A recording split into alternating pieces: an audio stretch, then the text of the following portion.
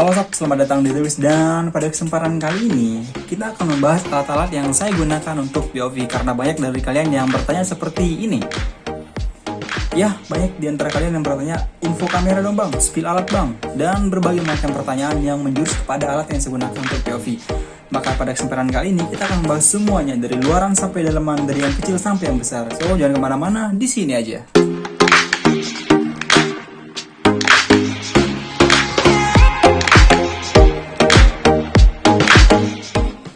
Oke, seperti yang saya bilang tadi di awal, karena banyak dari para kalian tuh ya yang nanya tuh, bang, spill alat bang, info kamera bang, alatnya pakai apa bang, recordnya pakai apa bang, dan pada kesempatan kali ini semua pertanyaan itu akan terjawab.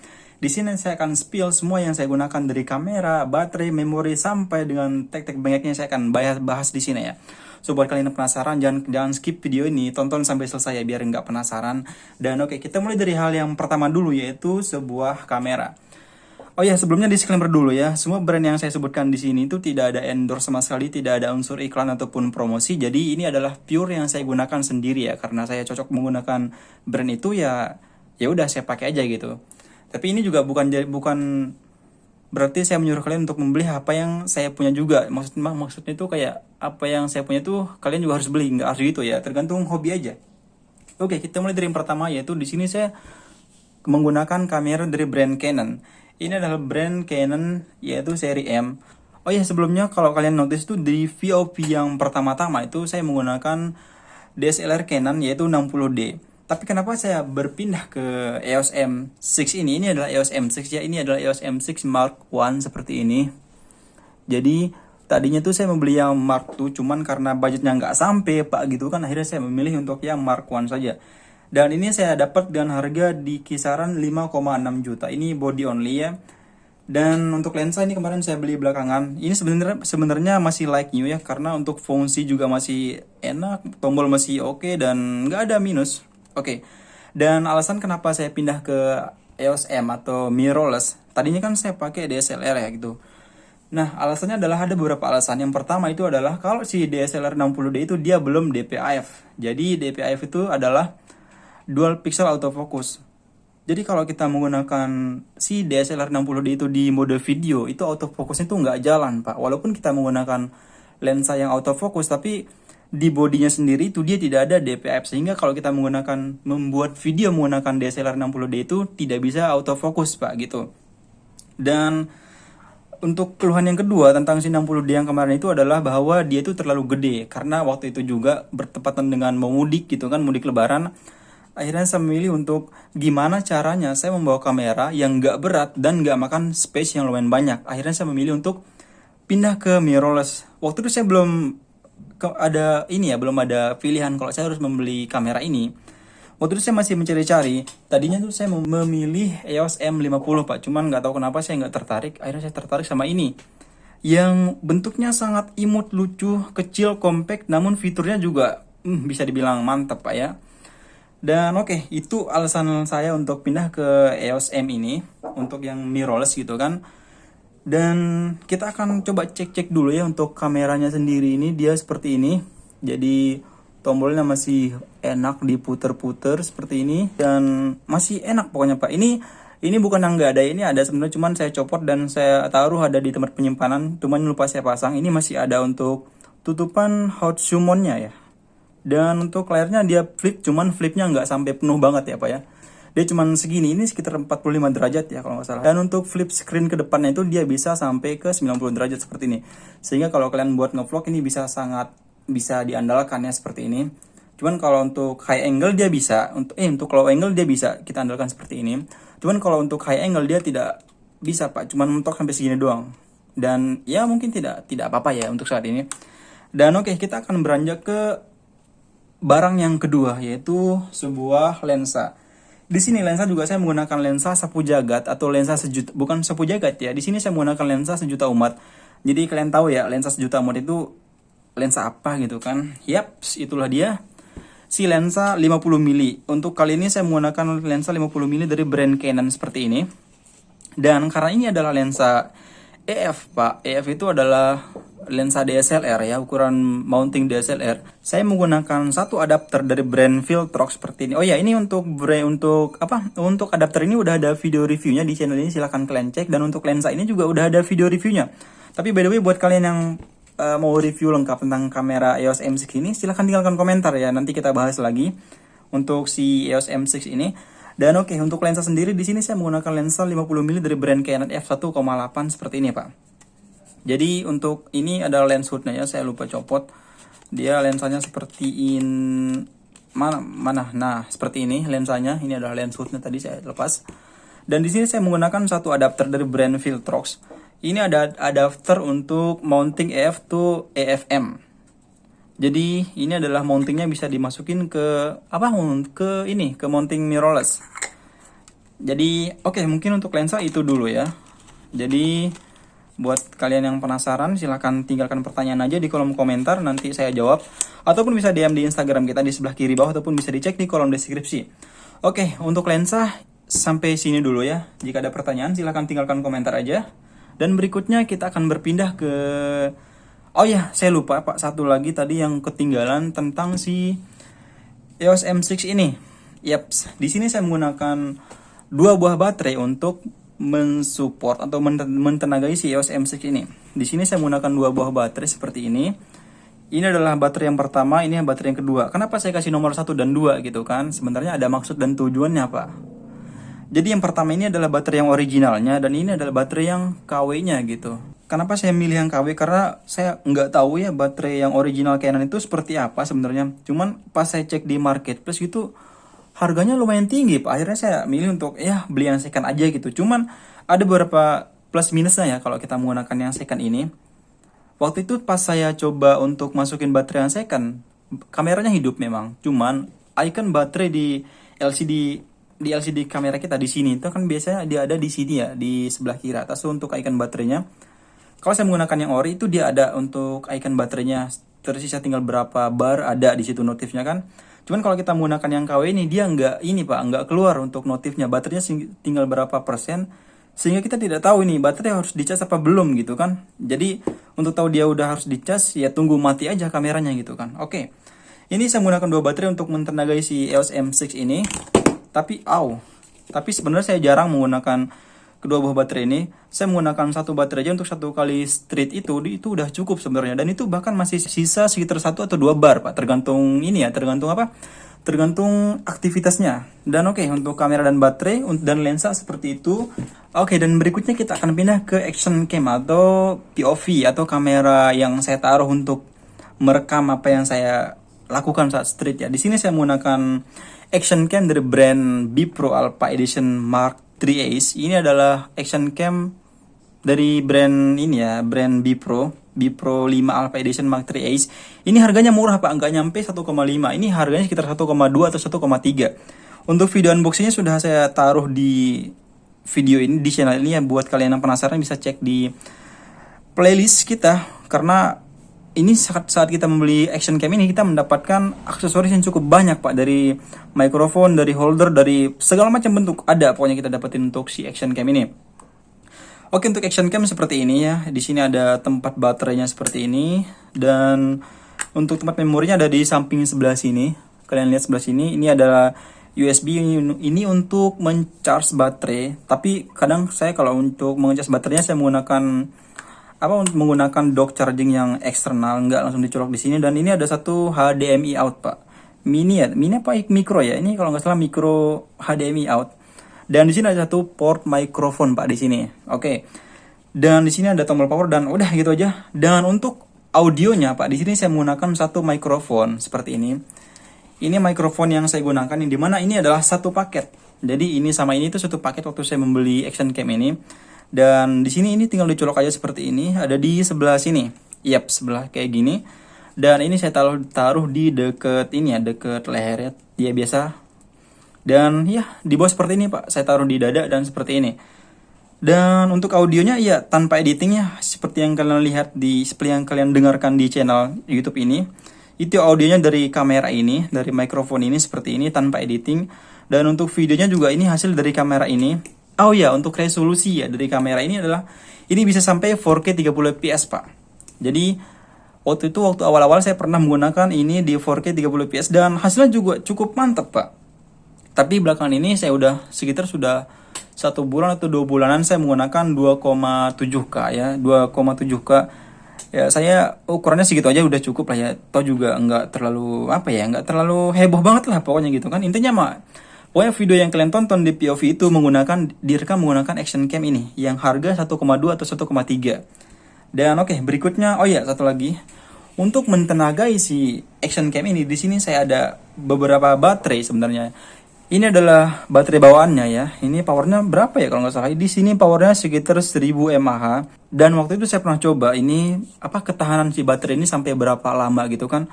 Dan saya coba merekam tanpa stop gitu kan. Itu nggak nyampe 1 jam Pak. Akhirnya saya coba untuk merekam stop, rekam, stop, rekam, stop. Dan itu juga lumayan ya. Cuman pas saat saya di lapangan, ternyata baterai ini nggak mampu untuk menghandle apa yang saya kerjakan. Akhirnya saya memilih untuk menambah beberapa baterai cadangan. Di sini saya menambah 3 buah baterai lagi sehingga di sini ada 4 baterai Pak jadinya. Ini adalah baterai aslinya, ini adalah 3 ini adalah baterai yang saya beli belakangan. Dan powernya ini lebih tinggi sedikit, ini 1050 mAh sedangkan yang bawaannya itu adalah 1000 mAh. Jadi buat kalian yang beli action cam ini, ya saya sarankan kalian punya baterai tambahannya seperti ini.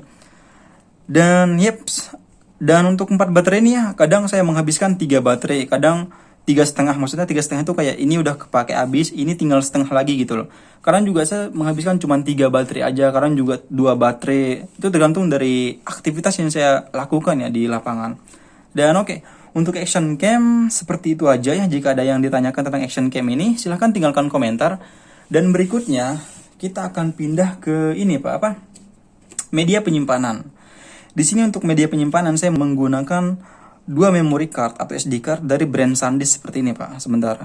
Ini saya menggunakan memory card dari brand SanDisk seperti ini. Yang satunya adalah 128 GB U1 A1 dan satunya lagi adalah 64 GB U3 A2. Yang dimana ini tentu beda ya untuk kecepatannya.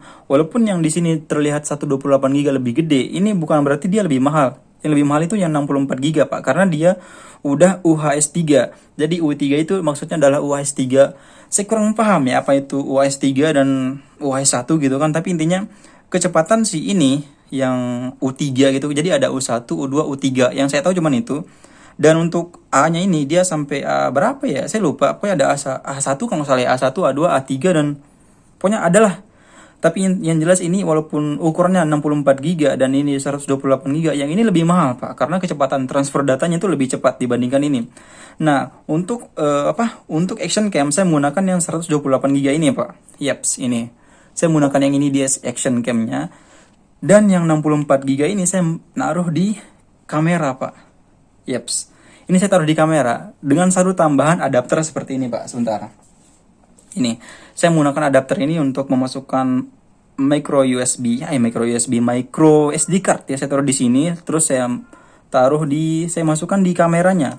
Ya, saya tahu walaupun ini menggunakan adapter seperti ini, maka kecepatan original dari memori ini dia berkurang Pak. Jadi jadi misalkan kecepatan transfer data ini 100%, saat kita menggunakan adapter bisa jadi dia menjadi 80% gitu ya.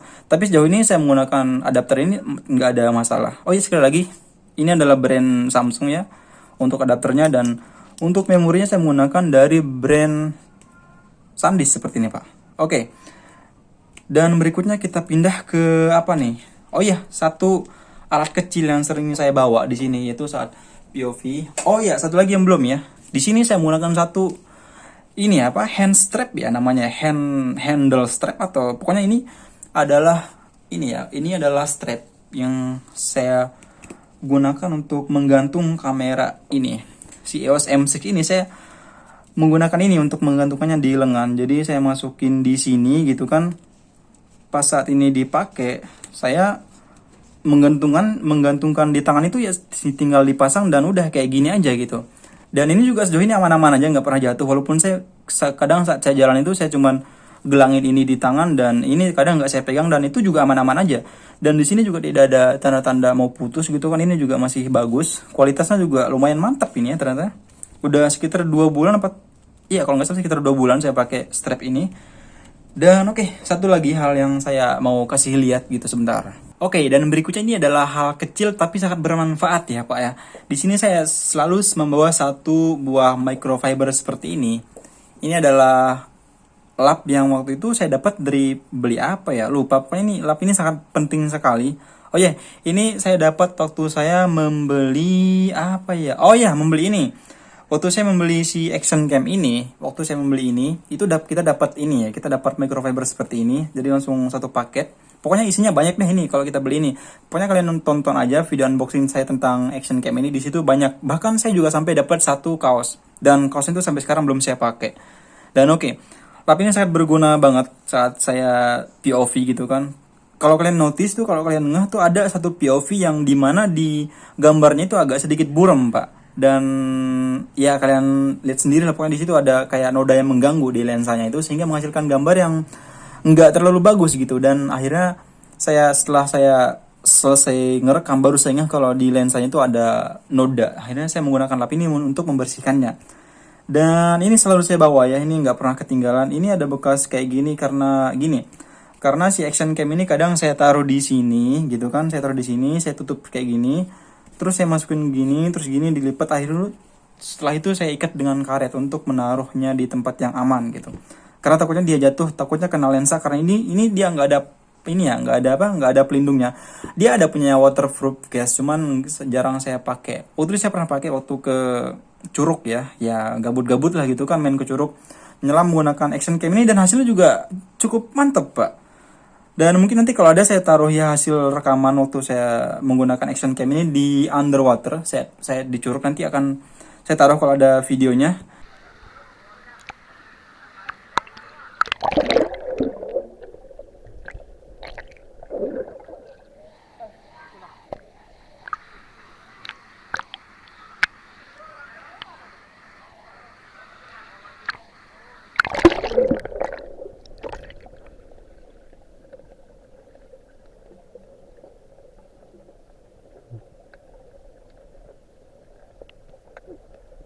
Dan oke, berikutnya satu hal yang sangat inti, ya bukan inti banget ya, tapi ini ya adalah hal yang mensupport si Action Cam ini. Di sini saya menggunakan satu chest strap atau ini.